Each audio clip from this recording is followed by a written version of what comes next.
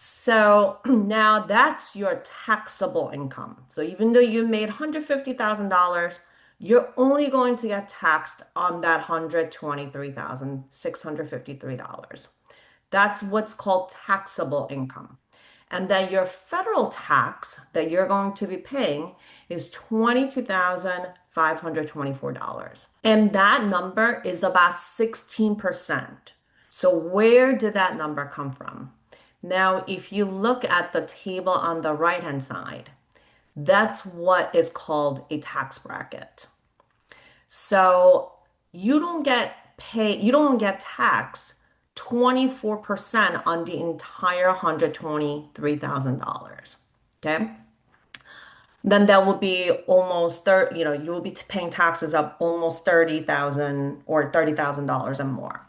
So how this works is if your taxable income is $123,000, the very first $11,925, if you see that number in the table on the right where it says 10% and it says 0 to $11,950, right? That is your first bracket. So if I only made $10,000 in the year, I would only get taxed 10% on that 10,000. So the first $11,925, you get taxed at 10%. And then whatever is in addition, so now the second row will be 12%. So the income between 11,926 and $48,475, now you get taxed at 12%. Okay. So it's incremental, right? The amount of taxable income you have, not everything is taxed at the same rate. Now, if you look at the third row, it will be 22% for the income that's made between $48,476 and $103,350. Okay. So altogether so far, right? If you add the income of 11,925, 36,550, and then 54,875, you are left with 20,303 out of the 123,653. Okay. And that last $20,000 is taxed at 24%. And it just keeps going and going with the higher tax bracket. So that's how you have final tax payment that you have to make for $22,524. Does that make sense? Does anyone have questions? Okay, I'm going to take the silence as no questions. So, what can you do? So, depending on your tax bracket, every $1,000 deduction, meaning any expenses you can find, you're going to save anywhere between $150 and $350 in taxes. I know you guys provide your expenses to your CPAs, and sometimes you may forget certain things, and you think, okay, it's not a really big deal, but every $1,000 is going to help you in tax savings. In this case, out of that $150,000 that you made, if you can find $1,000 deduction in expenses, you're going to save $240 because the last tax bracket is at 24%. So whatever you can find to reduce your income, it will be a savings of 24 at 24%. Okay. Next slide. So now I don't have your information. You guys know what your tax bracket is or what your income is, right? So now you can see this is a tax bracket based on 2025. If you are filing single, it will be the table on the left-hand side. If you are filing married, filing joint, it will be the table in the middle. And if you're head of household, it will be the last table. So depending on how much you're making, right? So let's say you make $170,000 married filing joint, the table in the middle, your tax bracket or the highest tax bracket you're getting taxed at will be at 22% because $170,000 is between 96,951 and 206,700. Okay. So now knowing this, You can go back to your tax return, not the gross income you made, but the taxable income on your tax return. You can see what your tax bracket is. Next slide. So what does this mean? So like I said, every $1,000 deduction can save anywhere between $150 to $350 in taxes. So where do you have those opportunities? If you remember this table, here's your gross income of 150,000, deductible part of self-employment tax and standard deduction. So gross income and standard deduction, those two places are where your potential opportunities are. So we're going to focus on these two today. Next slide. So what are some of the expenses? I'm pretty sure most of you are familiar with this. So I am not going through, not going to through every single item. And I think probably Mary, you're going to be sharing this presentation with everyone, or if anyone needs this, I can share that as well. Just I'm gonna pick out some just some major items. Obviously, as a realtor, you have a lot of dues. Make sure that you have all your dues, whatever you're paying, make sure you have them, you are tracking them, organize them, have the receipts. Some of the CPAs that you're working with may not ask for those receipts, and that's okay. But if you do get audited, you are going to need those receipts because if you don't have them and if you get taxed on those, you're going to end up paying penalty and interest of 7%, compounding interest. Another thing I wanted to point out here, some of you may have dedicated space in working out of home, and that you may write that off, and that's okay once again, but you just need to have a full proof. This is one area, it's a very risky area actually. So when IRS looks at it, this is one, let's say, quote unquote, red flag area. So you may want to make sure that you are 100%, you have that proof. Another thing I wanted to point out here is traditional IRA contribution. When you make a contribution to traditional IRA, it actually comes out of your taxable income. So it lowers your tax due. The limit for 2026 is $7,500 under the for those aged less than 50 and $8,600 for anyone who's over 50 years old. I know many, you probably have your own retirement plan. Maybe you have Roth IRA, but Roth, it's great. It's tax free because your contribution is after tax dollars. So it has no impact on taxes. So you will not reduce your tax payment by contributing to Roth IRA. And also Roth IRA has actually an income limit. So if you make over a certain amount of dollars, you will not be able to make contribution to Roth IRA. Actually, I had quite a few clients this year, for some reason, just it happened all at the same time, where they ended up making contribution to Roth IRA and they ended up taking it out because they didn't realize that they made more money last year than what's allowed. The reason why I bring this once again is because when you take IRA, so for instance, if your tax bracket is 24% and you make contribution to traditional IRA, then that money, the savings you're going to get is 24% of that $7,500. Okay, so that's one way to find your savings and also have some sort of retirement plan as well. And I know some of you and most of you possibly have a marketplace health insurance. Marketplace health insurance is based on your income, taxable income. There's a different calculation to find what income is for marketplace health insurance. And if your income goes up from one year to another, right? Because as a realtor, your income is not always steady. Your insurance can go up quite significantly based on the income you made. The premiums can go up quite significantly based on the income that you made the year before. So if you do make this contribution to traditional IRA, this can help you keep that income level down for the health insurance premium.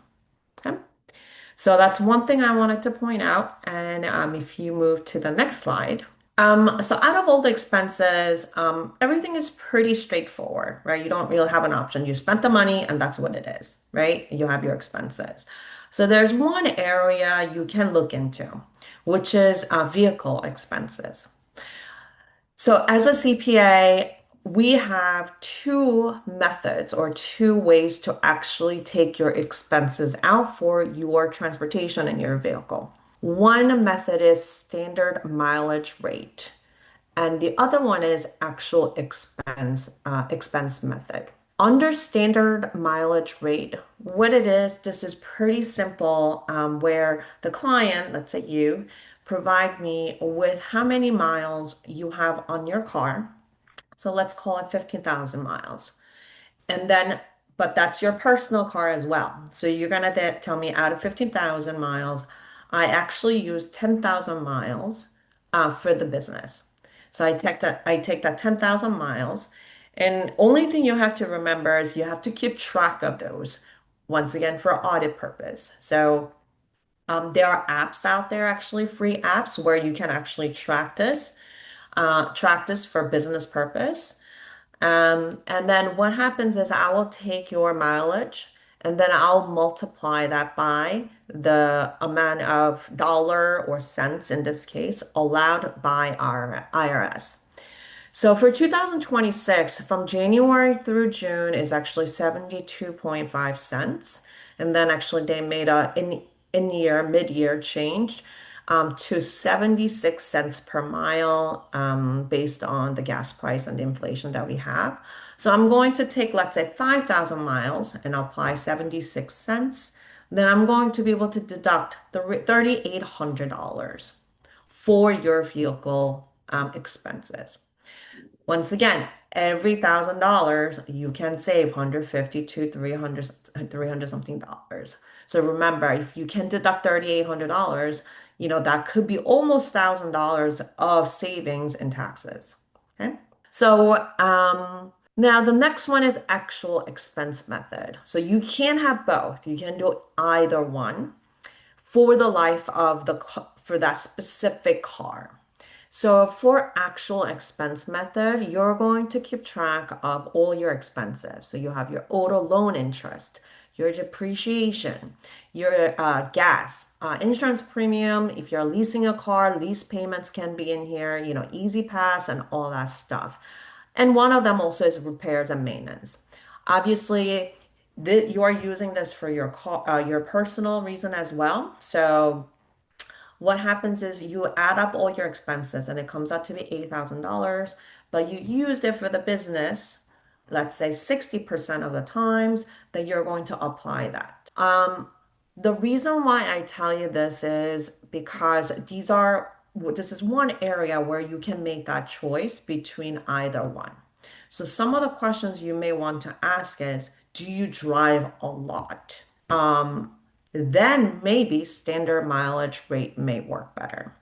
But if you don't drive a lot as much, but your lease payments are very high, then it may make more sense to do actual expense method, right? And is your car new, right? And depreciation for your new car, let's say you bought a $40,000 car, and for the first 5 years, you're going to be able to depreciate the entire amount. So $40,000 divided by 5 years will be $8,000 depreciation expense. So that's really big, right? So this may make sense for you. One thing I want to share is that once you pick standard mileage rate method, you can change that and go to actual expense method. However, if you pick the actual expense method for that specific car, you will not be able to go back to standard mileage rate. So you know your business, you know how many, maybe I'm going to retire in 5 years. So I don't really care. I just bought a new car. So maybe I want to do actual expense method, right? Because in 5 years, you're going to lose that depreciation because once you depreciate for 5 years, you have nothing else to depreciate. But then you can go back to standard mileage rate. So these are some of the things that you may want to think about. Once again, look at your tax return and see what you are actually, which method you're doing. And then, if your car's a little bit older, maybe actual expense may make sense because you have high repair and maintenance cost. So these are some of the things that you want to consider between those two methods. Next. So another area that I had pointed out earlier is standard versus itemized deduction. Most people use a standard deduction because this is already given to you. Like I said before, a standard deduction that IRS allows for 2026, if you're single, is $16,100. You don't have to do anything. You don't need to provide receipts. They just give this deduction to you. Married filing jointly will be double of that single amount, so $32,200, and head of household is $24,150. Okay, so most people do standard deduction. I do have a lot of clients actually real estate business that do itemized deduction. This one, you do need to track and keep all your receipts. So some of the major items for under itemized deduction will be your home, and it could be also your second home as well, property tax. For some of you may live in a town that has super high property tax. So if you have $20,000 property tax, that's already, that's a pretty a big major expense. And then you may have a mortgage. So you have your home mortgage interest and points.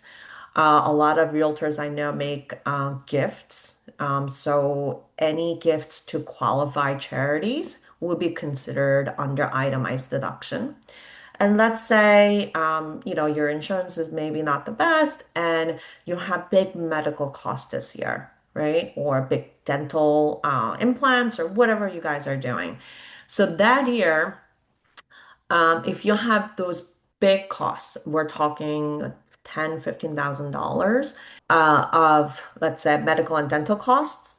All these together, right? All these items combined can easily go over $32,200 if you're married filing joint. If you're single, also 16,100. So these are two items. Now, you can go back and forth every year between standard deduction and itemized deduction. So know these itemized expenses. And if you know that these are big items, then you may want to see how big they are, right? And then pick standard deduction 1 year and then maybe itemized deduction for the year where you have a lot of these expenses. Okay, so those were two areas I wanted to kind of share. One, I wanted to kind of share your, basic tax knowledge of, what your tax bracket means and some areas that you can focus on to see, what makes sense for you. So before I go into the next topic, I wanted to open up the, Amanda, yeah. our session is only like 30 minutes. Oh, okay, Can sorry. no, it's okay. It was Yeah. such great information. Let's open up for like any questions. And Well, let's save that until the end because I think the next one, mhm. I'll try to like kind of Oh, go you could through do it very in quick. 3 minutes? I think so. Oh, okay. Yeah, I'm gonna try my best. So Okay, next perfect. one is New Jersey property tax relief programs. Okay.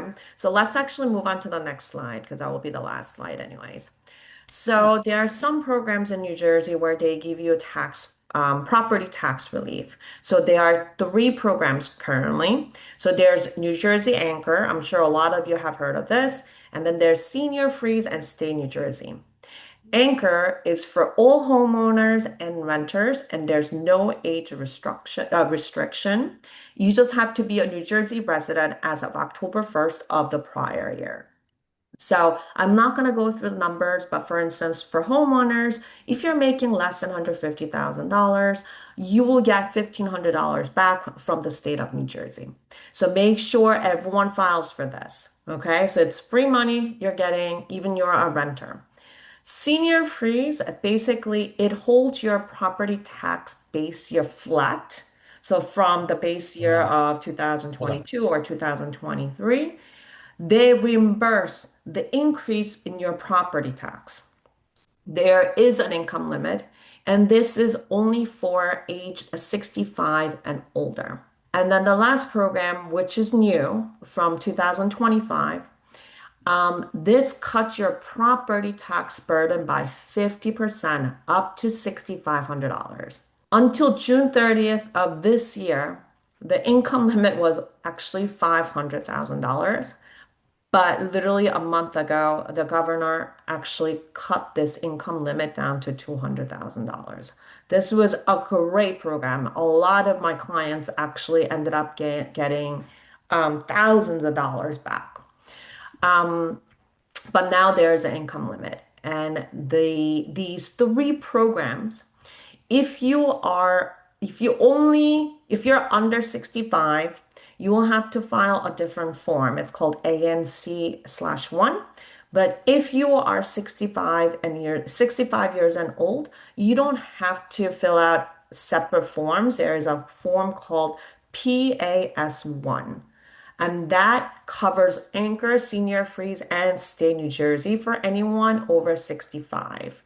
Once again, these are some of the services that I provide to, actually to file this form.